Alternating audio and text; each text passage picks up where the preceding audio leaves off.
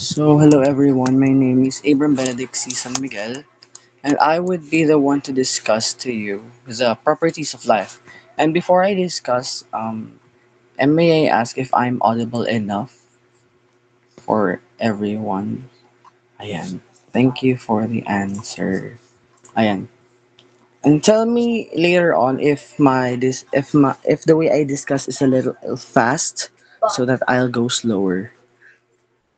And please let me speak in English because I'm not that comfortable in discussing in Tagalog since this is English also. And to get a hang of it also for the cat. Ayan, I know, no.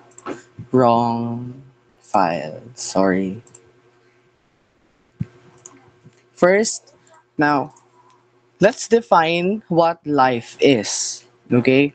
Since we're discussing about the properties of life, we must first discuss the definition of life and the certain theories surrounding the origination of life. Okay, so life is a characteristic distinguishing physical entities having biological processes. We all know that the meaning of biology is the study of life. Okay, so biology is the study of life. So, biological processes that will be discussed later on. What are some biological processes? Cellular respiration, metabolism, and those biological processes is the distinguished physical characteristics of something or someone that is alive or living, or should we call living things? Okay, so various forms of life exist, such as plants, animals, fungi, protists, archaea, and bacteria. Okay, so the human beings are characterized as animals. Okay, I hope everyone in the meeting knows that human beings, Homo sapiens, are characterized as animals. As they say, we are the highest form of animals. Okay, I think that's a very simple fact out there for everyone here in the meeting, that human beings are characterized as animals and we are mammals.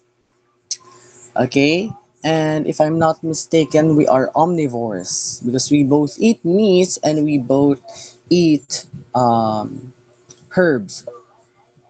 If I'm not mistaken, right? Herbivore and carnivore and omnivore. There are three kinds of in the animal kingdom. So that's just a little fact, no, that human beings are characterized as animals.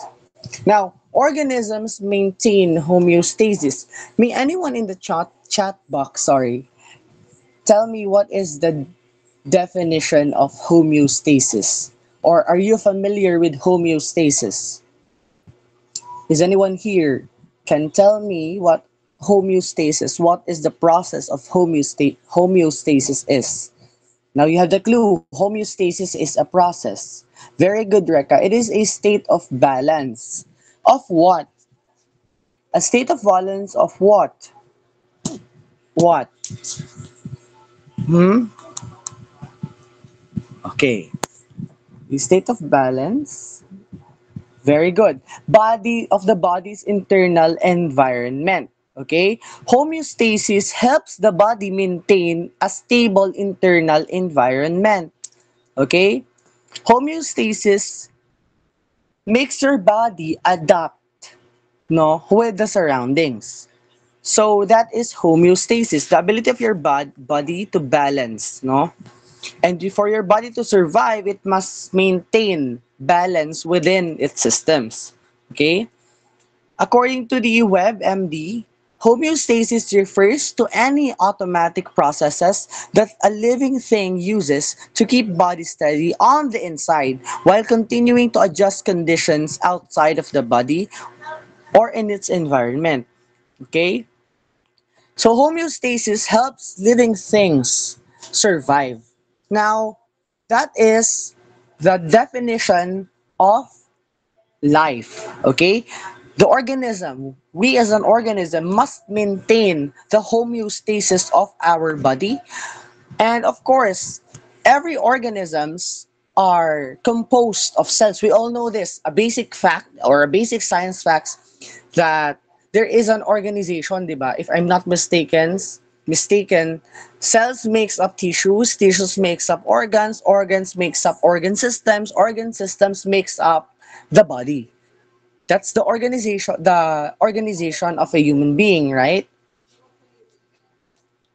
That cells makes up the tissues makes up the organs, and the organs makes up the organ system. There are 11, if I'm not mistaken, 11 human organ system that makes the human beings or humans like us function. Now, thank you Reka and Gadi for answering. Now, that is the definition. Sorry. So that is the definition of life. We are composed of cells. We undergo metabolism. Metabolism is the process in which your body breaks up molecules to produce energy. I don't know if I'm the one to discuss it, but let's see if we can because it is under cellular respiration. If we all know, diba, cells makes ATP or adenosine triphosphate to make energy. Adenosine triphosphate is the energy in which adenosine triphosphate or the ATP is a kind of sugar, correct me if I'm wrong, that gives energy to the cells. Okay. So, metabolism, we can grow, of course, as living things we can grow. We can adapt to environment, cold, warm, 'di ba? Respond to stimuli, of course, because we have a nervous system. And of course, the main thing or one of the importance of life is to reproduce. What is reproduction? It is a process in which either bisexual reproduction or asexual reproduction, that two organisms will recreate or procreate to continue another chain of generation. So that is reproduction, which is later on will be discussed further and in depth. Sorry, it's not a PowerPoint kind of slide, so let's bear it. Okay. So papasaringan lang natin to, no? There are different theories of life. First, of course, we all know the divine theory. Okay? The divine theory dictates that, of course, a higher or supreme being created life on earth as we know it. Okay? Then we have the most famous one, Darwin's theory, in which it is proposed by an English naturalist named Charles Darwin that all human beings or species of organisms arise through development. It means there is a constant evolution in each millennium of generation. Okay? That is Charles Darwin's theory. Okay? There is also the spontaneous generation. This is a classical notation produced or synthesized by Aristotle himself that living organisms are generated by decaying organic substances. So Aristotle proposed that as the origin of the human of life is through by decaying organic or decaying organic substances. Okay, the idea is living organisms can originate from inanimate objects. Okay, that is the clue here in spontaneous generation.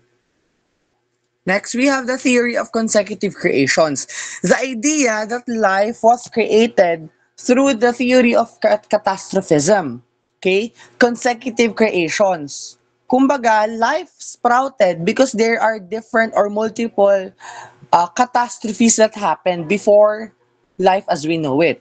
Let's say Ice Age, right? I believe million years that the Earth was covered in ice. So that is one of the supporting theories of why the theory of consecutive generations is included in the theories of life. Because It believes that catastrophism is the idea that Earth has been affected in the past by sudden, short-lived, violent events, possibly worldwide in scope.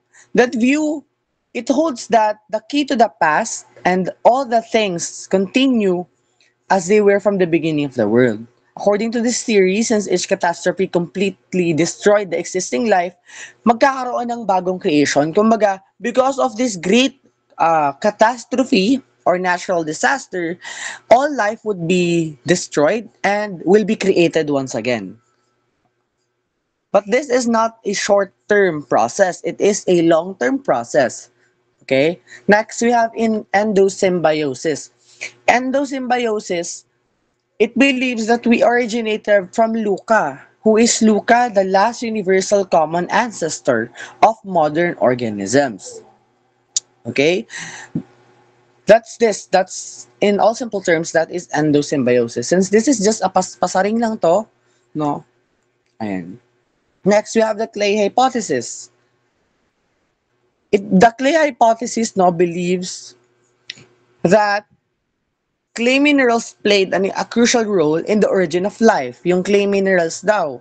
According to this hypothesis, the earliest molecules, the earliest molecules on Earth interacted with clay minerals, leading to the development of increasingly complex components necessary for life.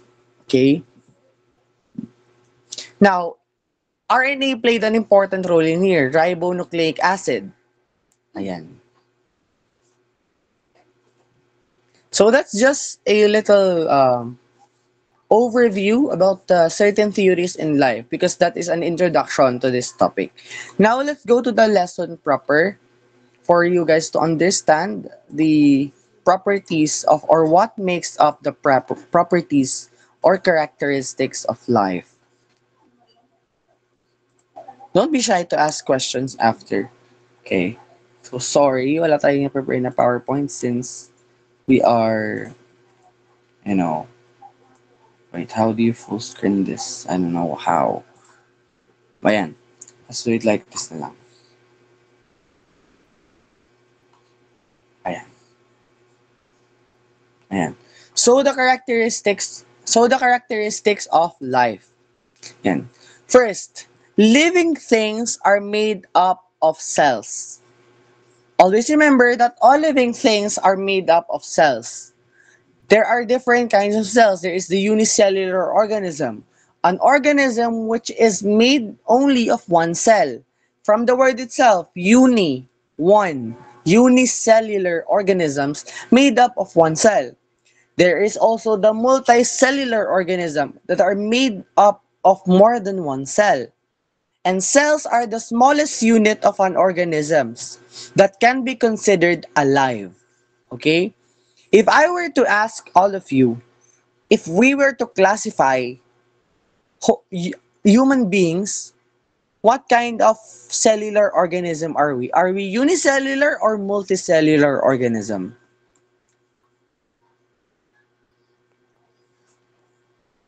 Okay, multicellular. Multicellular. How about the others?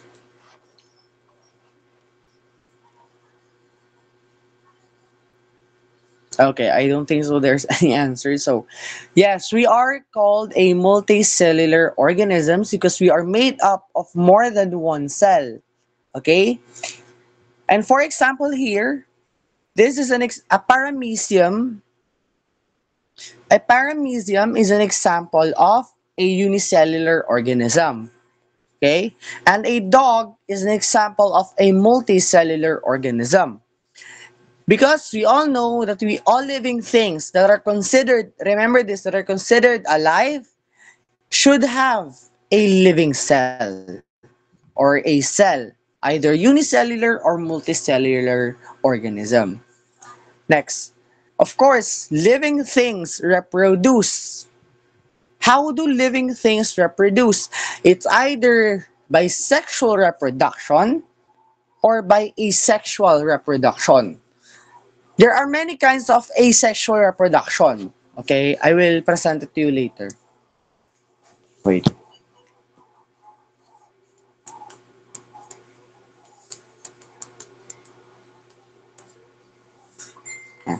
So sexual reproduction refers to the mixing of genetic materials from two members of the same species. Okay? Usually, sexual reproduction requires a female and a male parent. Okay? For example, for sexual reproduction, the example is, of course, human beings. No? That requires a man and a woman to be able to reproduce or to consummate or to consummate the relationship between the man and the woman. Of course, they must produce an offspring. Diba? That is called sexual reproduction because you need a sperm cell and an egg cell to create an embryo. Okay? As you can see in the picture here. Here.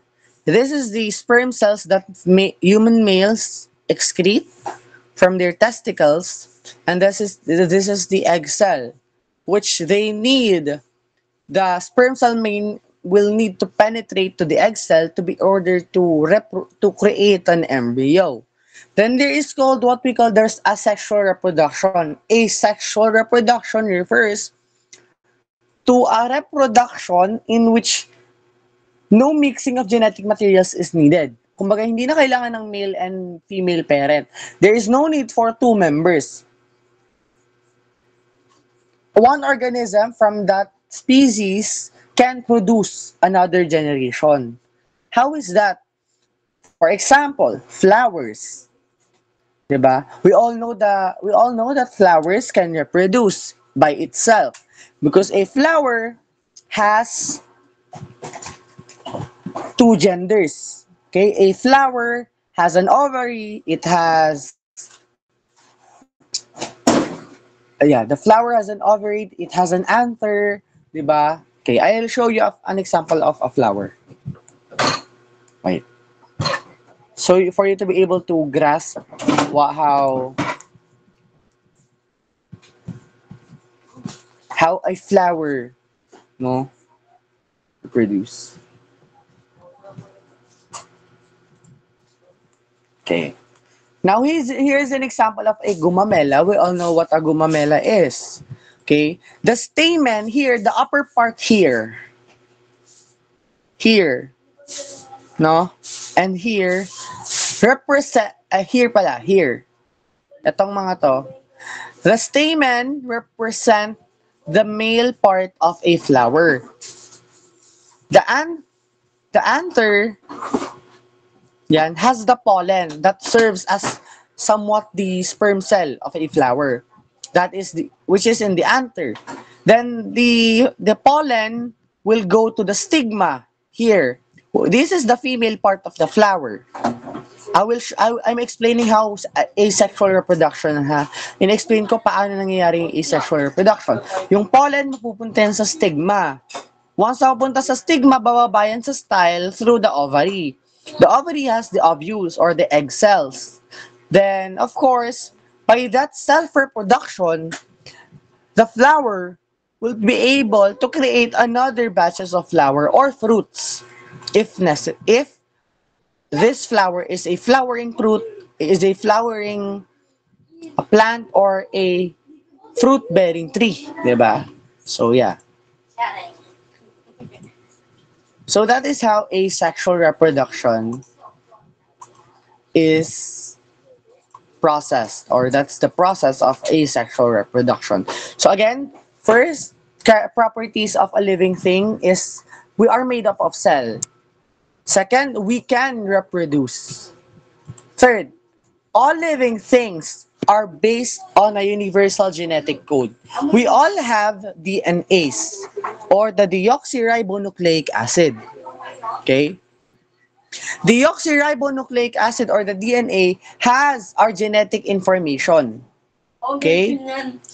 All organisms store complex information they need to live, grow, and reproduce. All information is written in a molecule called DNA, or the deoxyribonucleic acid. No? Meron yan, ayan, yung structure ng DNA, ayan, di ba alam niyan, yung ATCG, if you remember that ATCG pairing, adenine and thymine pairs together, and cytosine and guanine pairs together. Okay? Then the DNA has a sugar phosphate backbone. Ayan. Ano ang shape ng DNA? A double helix shape. Because it carries our genetic information.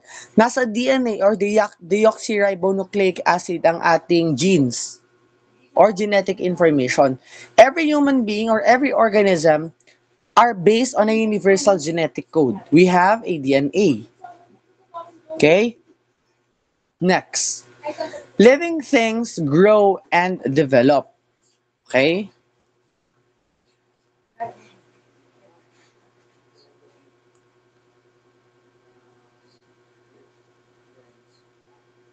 Yan. So living things grow and develop. Can anyone tell me, or I will just make a comparison between growth and development. Okay? Ano nga bang difference ng growing and developing? 'Di ba? Growing refers only to the physical changes. Okay? Nagre-refer lang siya na, kunwari, for humans. How do humans grow? Humans grow through height, 'di ba? Puberty, we will go through puberty. We will change our voices will change, no? Mag-iiba yung muscles natin, mag-iiba yung number ng bones natin. That is what you call growing. That is growth. On the other hand, human beings develop. Now, while we grow up, we develop. What is development, no? Development is the functional or behavioral changes naman. Kung yung growth is the physical aspect, development refers to the cognitive aspect, no? How we behave, how we think, how we function as organisms. That is the difference of growing and developing, or growth and development. During a development, a single egg divides again and again. New cells can be created and differentiate to perform certain functions for the organism as time passes. Okay. During development daw, yung single egg divides again and again. Given na yan. Because, ayun. Wait. Parang may mali dun sa slide.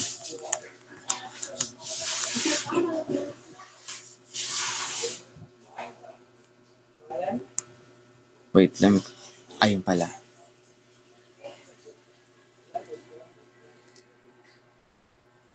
Okay, sorry.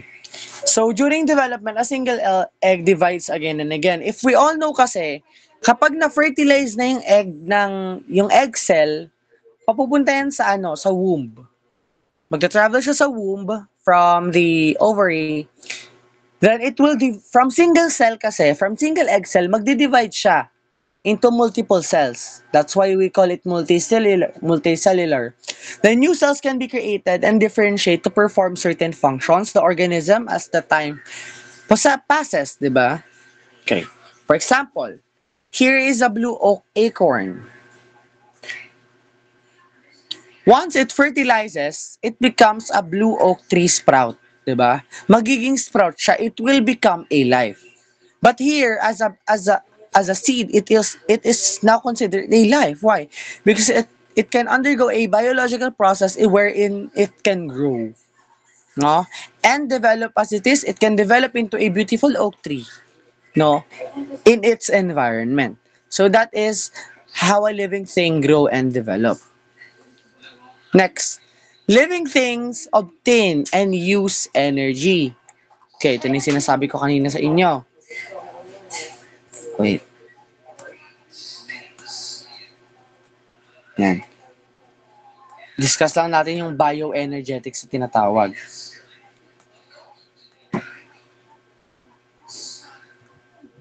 Ayan.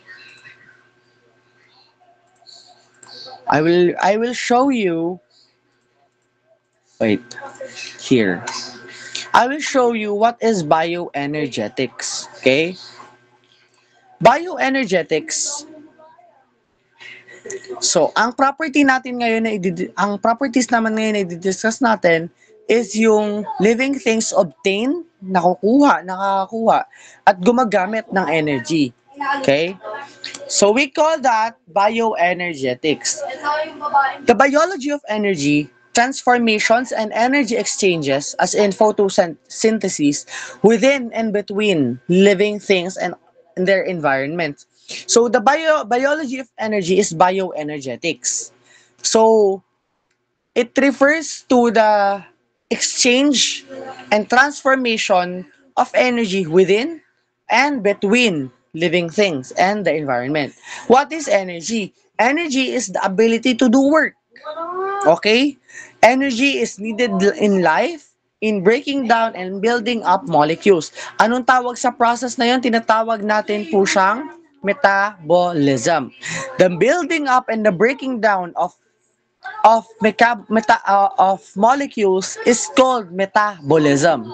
Okay? A living organism should have a metabolism, or it should be able to build up and break down molecules for it to consume energy. No? Metabolism, no,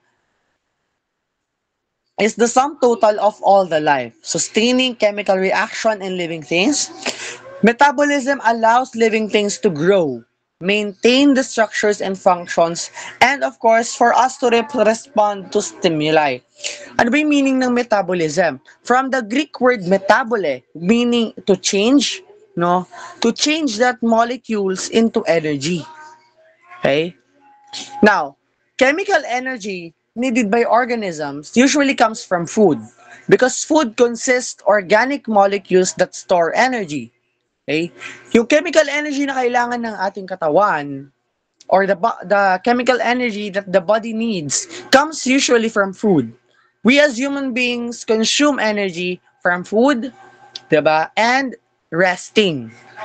Okay, there are two kind of organism. There are two kinds of organisms that makes up their energy. First, you have the autotrophs. Ito yung mga organisms na kayang gumawa ng sarili nilang pagkain para magkaroon ng energy. These are organisms that can create their own food and use that food to create their own energy. It's either from sunlight, no, to make their food. Usually, these are plants. Usually, the autotrophs are plants, green algae, and some bacteria. And yung autotrophs that makes their own food is what we call the producers. Because we as human beings, because we are called heterotrophs. Because we cannot make our own food, di ba? We cannot create our own food. We consume foods from the autotrophs. We consume the energy that the autotrophs has in order for us to create energy. Okay? Yan nga. Yung heterotrophs naman are organisms that cannot make their own food. They obtain food by consuming other organisms. They consume autotrophs or other heterotrophs or both.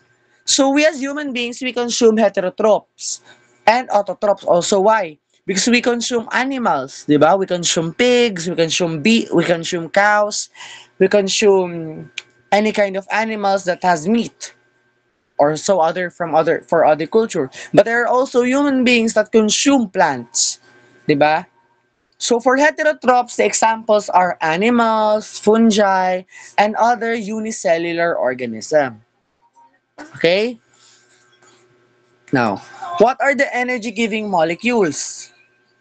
We have the glucose, which is sugar, and the ATP, sinasabi ko sa inyo kanina, the adenosine triphosphate. In all, in all of its simple form, glucose is made during the process of photosynthesis, no? Ginagawa siya through photosynthesis ng plants. Nakukuha natin yung glucose sa plants. Pero there are different kind of glucose or sugar, ha. Meron tayong fructose. Fructose sa fruits, di ba? So glucose is the most basic form of sugar. Okay? Now, in the human body, glucose is transported by the blood, taken up by the cells for energy source. Kaya minsan ang too much sugar is bad. Dapat yung meron certain amount lang ng glucose tayong ini-intake for our body to make energy. That's why if you were not feeling well, di ba, a living organism or a human being will eat, for example, chocolates or something sweet for their energy to recuperate. Yan. So ATP molecules, yung adenosine triphosphate, is present within the living organisms. Why? Because the ATP, the most simple explanation, is the energy of the cell. Okay, it is the energy carrying molecule used by the cell. So a cell cannot function without an ATP. Okay? Okay. Now, may pass na yung cellular respiration, but I think this topic could be tomorrow or on the other day, so I will not discuss cellular respiration for the sake of the respect sa other tutors. So, let's go back to our original slide. So, I hope you understand why energy is important in living things and why is it a property of life. Next. Okay. So living things also respond to their environment. Living things respond to stimuli to improve their chances for survival. Stimulus is a signal to which an organism responds. For example, an organism can detect if they are in danger because your body will react if you're sick, right? Your body's temperature will go up because your body may be fighting bacteria. So that is how your body reacts to stimuli or stimulus. For example, when your white blood cells detect that there is a bacteria or foreign entity in your body will naturally react to that invasion. No, because your body has a natural antibacterial properties. So we react to our environment. For example, we can warm ourselves if it's cold, di ba? And our temperature is adequate to the temperature of our surroundings. Next. So that is the sixth.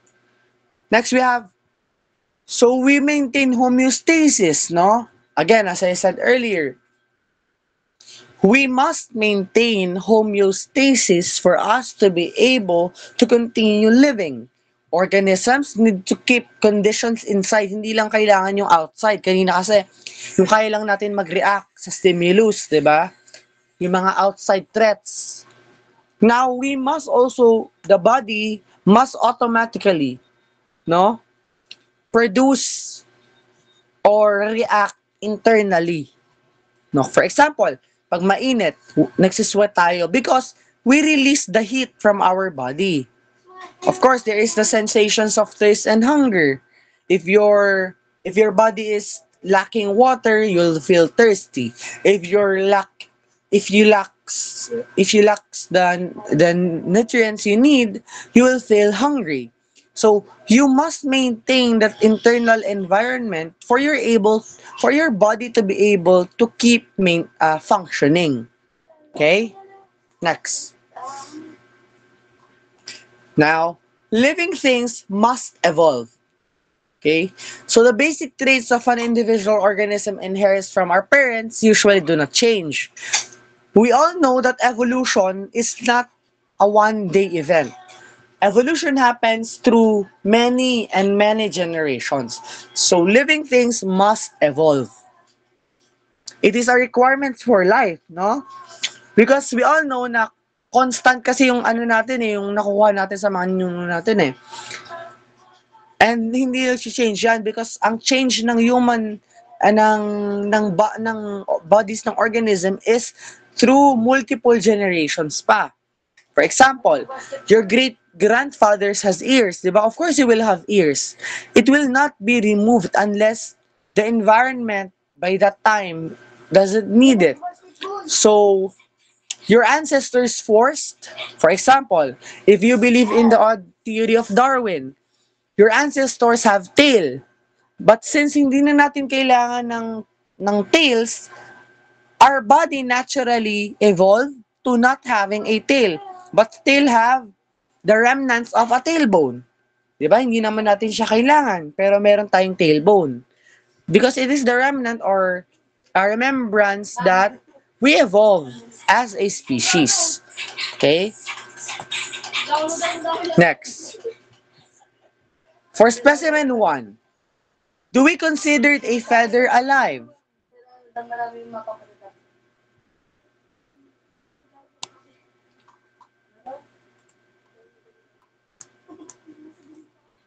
Very good, Reka. Yes, we don't consider a feather alive because it is not a living thing. Is the fire alive?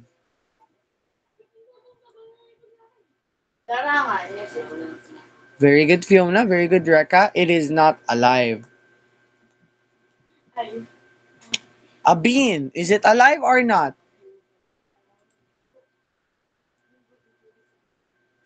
Yes, it's a living thing. The bean is a living thing. How so, Abby? Why? Because it can sprout into a bean tree or a bean plant. No, once fertilized. Because again, a beans is a seed. Now, is this yeast? Yeast is a bacteria used in baking. Is it alive or not? Very good. Bacteria is considered alive because it is a kind or classification of bacteria. Ayun. Is a virus alive or not? Is it a living thing?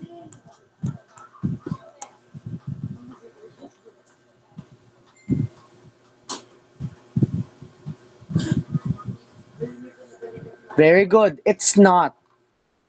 Virus is not a living organism. Bakit po? Because even though na nag-evolve sila, even though may genetic information sila, they can only live as long as they have a host. Yes, and they are not made up of cells. Okay? Mabubuhay lang ang bacteria as long as merong host or may buhay na kinakapitan. Therefore, they are parasitic in nature. And parasites live as long the host lives. Okay? So, coronavirus is not alive. So, napakabilis ng topic natin. Baka pwede natin ipasok yung properties of introduction to biology. Can we? Kasi mabilis lang, oh. Sayang yung natin, time. If we can... Where's the... Aisha, are you there? The one recording the meeting. Can we discuss na? Let's discuss na lang, no? Okay. Kasi ang tagal pa ng natin, guys. So, I hope you're enjoying in our discussion. Sabihin niyo pag medyo boring na magjo-joke ako. Kaka... Am I good ba or na? Is it good so far? So good ba? Wow. Thank you, everyone.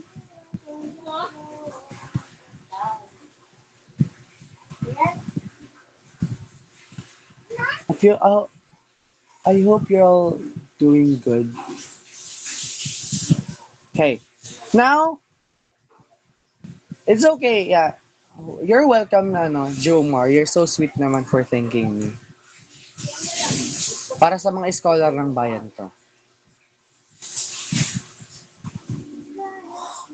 Now, dapat kasi nauna to, yung... Ay, ba't redundant naman. Mali. Oh my God.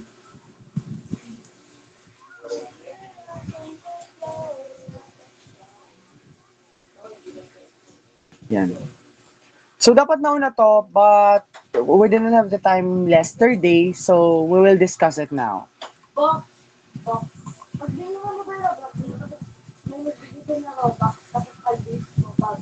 So, good afternoon, everyone. I'm Abram or Abby again, and I am your tutor for the introduction to biology and the properties of life. Now, for the introduction to biology, we'll make it fun. because I will give fun facts and everything. Now, what is biology? Tsaka naman next. Bio means life, and ologos means to study or logy. No, the study of living things, it's called biology. Bio, life, logy. The suffix na logy means the study of. So, biology is the study of life. And a biologist is the one who studies biology. Okay? So, may brief history tayo ng biology. Of course, we all know Aristotle, the Greek philosopher, the first who classified living things as air, land, or water dwellers. He is the father of biology. Aristotle is considered as the father of biology. Okay? Now, we have Galen. He is a Greek physician, first to dissect apes and pigs. He is now the father of anatomy. Why? Kasi nga nung dinisect niya yung apes and pigs, nakita niya na meron tayong internal system. So Galen was considered the father of anatomy. He is a Greek doctor or physician.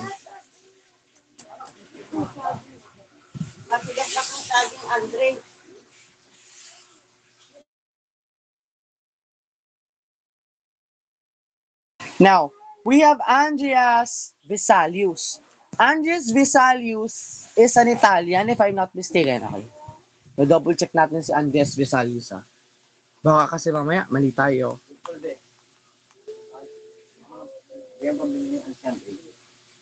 Greek. Belgian pala siya, Belgian. So, Andreas Vesalius is a Belgian anatomist and physician. He made the first dissection on human anatomy and discovered comparative anatomy. He is the first person to dissect on human being. Okay? Kasi, if you don't know, fun fact, di ba si Andreas Vesalius, I believe I know he is in this Renaissance period siya eh. If I'm not mistaken. Yeah, 1500. So, within the time frame of, Michelangelo. Fun fact, that do you know that Michelangelo dissected dead bodies for him to be able to sculpt these majestic statues such as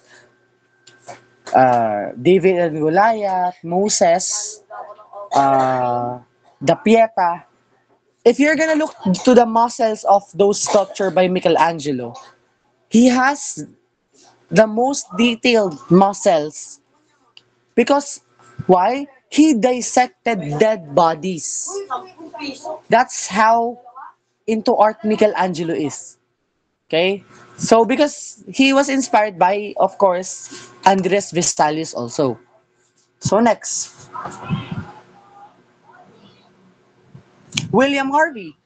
William Harvey naman showed conclusively that heart pumps blood and the blood circulates. Okay? Dati kasi ang thought nila na ang nagpapaikot ng blood is the brain. Okay? And the brain is the center of everything. But no, he actually showed conclusively, pag sinabing conclusively guys, siya yung nagbigay ng enough justification that the heart pumps out blood. Okay, we all know the circulatory system. We have Marcello Malfigi. Founder naman siya ng microscopic anatomy. Diba? Then we have Anton van Leeuwenhoek. Leeuwenhoek or Leeuwenhoek? I don't know. Anton van Leeuwenhoek. He used first microscope, no? And he discovered microorganisms such as protozoans called animalcules. So si Anton van Leeuwenhoek used microscope at naka-discover siya ng mga microorganisms. Pag sinabing microorganisms, organisms that are not seen, Leeuwenhoek. Okay, Leeuwenhoek. Okay, I think he is German, no? Or Austrian, because Austrian names are like that. Okay, thank you, Jo Marie, for that correction. So it's Leeuwenhoek. It's Anton van Leeuwenhoek. He first used microscope and discovered microorganisms. And of course, the father of the evolutionary theory, we have Mr. Charles Darwin. Ayan. Pag binasa niyo yung story niya, maganda. Hindi ko na lang i-discuss. Pero it's a good story of how he composed this theory of him. No? That met opposition in the United Kingdom. Now, let's go now to the divisions of biology. So what is the two divisions or major divisions of biology? We have the botany and the zoology. Now, botany are not the study of boots, but the study of plants. Botany, that is botany, and of course the zoology or the study of animals. Okay. Now, botany has many sub um, subcategories. We have dendrology, the study of trees. Mycology, the study of fungi. Paleobotany, the study of fossil plants. When you say fossil plants, these are plants that are extinct now, but are alive millions and millions of years ago in the times of the dinosaurs, diba? In the Paleolithic, I forgot. In the millions of years ago, no, yung mga fossils na, yung mga hindi na pwedeng mabuhay ngayon. We have phytopathology, the study of the diseases of plants. Mayroon kasi mga parasite, di ba? So that is ang phytopathology is all about the diseases of plants. We have agriculture. It is the principle of growing food from plants. Okay? We all know naman, no? Agriculture. Agrarian culture. Ayan. Pomology, the study of cultivating fruits. Pomology. Okay? That is the subcategory of botany or the study of plants. Then, we have naman yung zoology. The second major. Arachnology. Single class of invertebrate. No? Kunwari, mga spiders. Abram, what's invertebrate? We have kasi organisms that are vertebrates and the invertebrates. The vertebrates ay merong backbone, may spinal cord. Tayong mga tao, we are called vertebrates. When you hear the word invertebrate, it means that the organism does not have a backbone. Wala siyang spinal cord. Okay, wala siyang spinal, walang backbone. Oo, very good. Walang backbone pag invertebrate. Kasi ang tawag natin, no, scientifically, ang tawag natin sa spinal is vertebra. You call this your vertebra. If you will hold your back, merong bone dyan hanggang brain, and that bone holds together your body. So, all organisms that are vertebrate has a backbone. Merong spinal or may vertebra. Kaya nga yung ibang organisms na wala, yung invertebrate na tinatawag. Kasi wala silang backbone. Conchology is the study of mollusks. Do you know what mollusks is?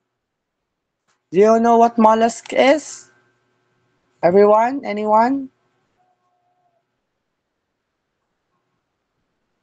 Okay. Mollusks or molluscas are those with shells. No? Ayan. This is an example of a mollusk. Ayan. Scallops, oysters, diba? Mollusks. If we have enough time, we will discuss this. But, ayun. Since we're all, very good. Octopus is a kind of mollusk. Then we have embryology, the study of development of animals, diba? Of animal forms. We have entomology, the study of insects. Herpetology, the study of reptiles. Ano ba yung mga reptiles? Frog, lizard. Ano pa? Frogs, lizard, snakes, yes, they're reptiles, no, very good. Yan, that is called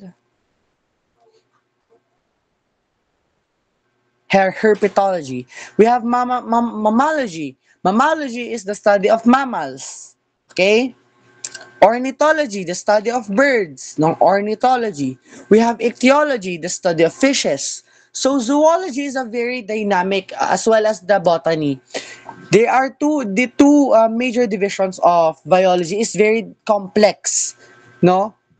Tapos kung may two major divisions, meron namang branches of biology. Ano yung branches of biology? Ito yung mga studies relating biology ha.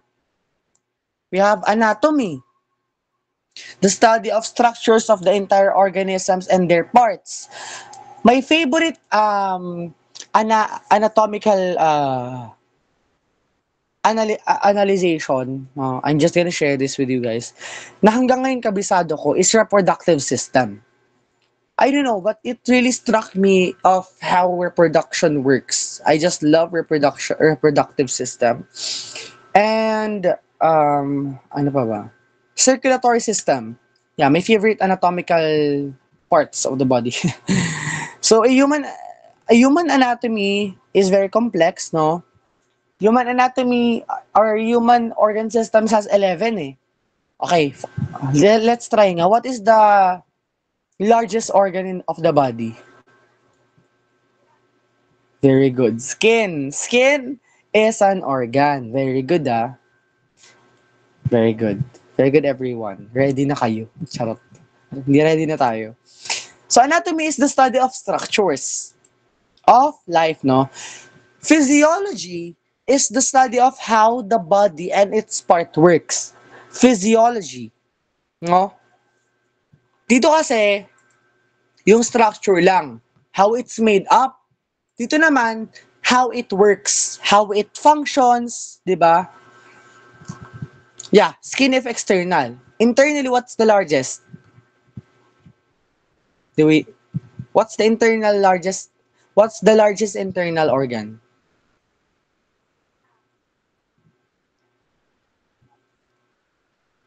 Very good. Ayan, may sinabi si Jomer here, functions and mechanisms in a living system po.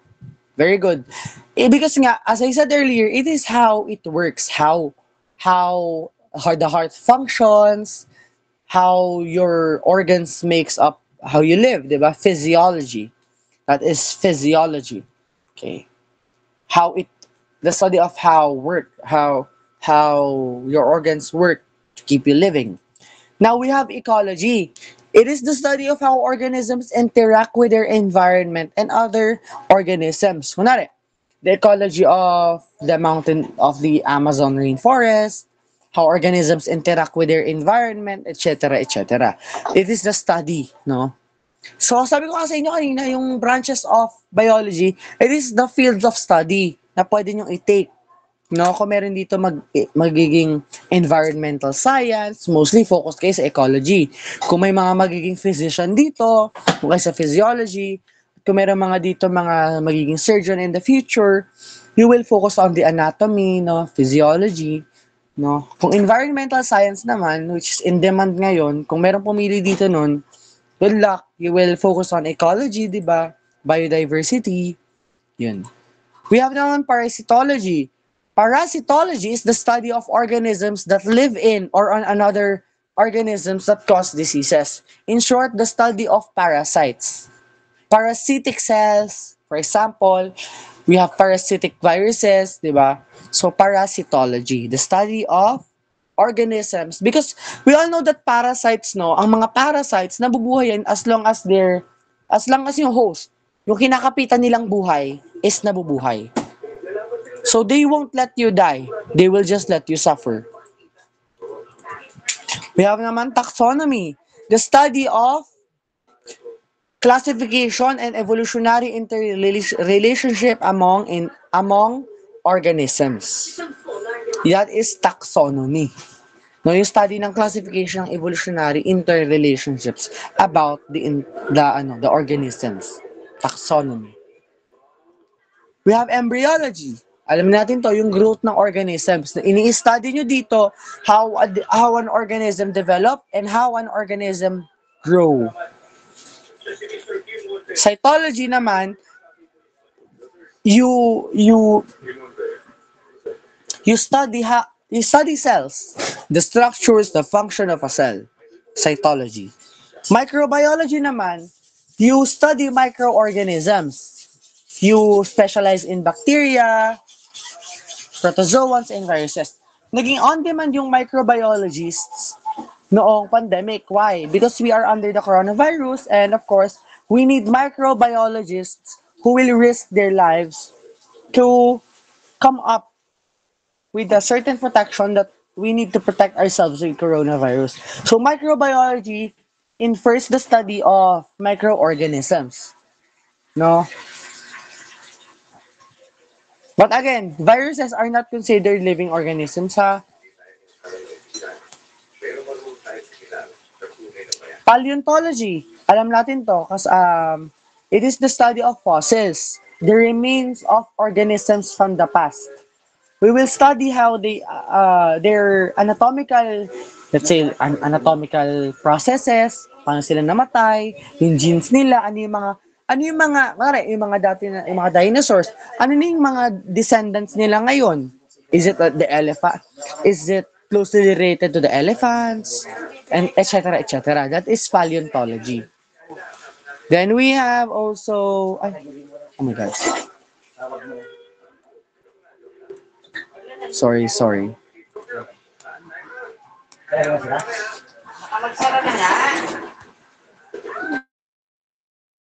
Next, genetics.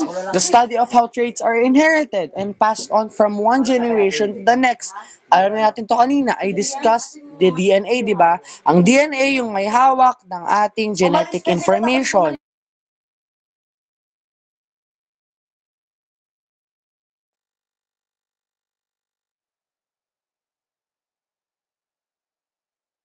Morphology naman, the study of gross structures and forms of organisms.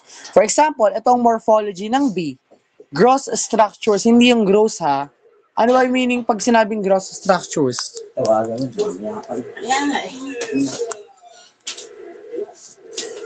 Pag sinasabing gross structures, ito yung the study of shapes and arrangement of parts of organisms in order to determine their function and their development and how may they have been developed by evolution. Okay, that is morphology. Histology, ito yung study ng tissues.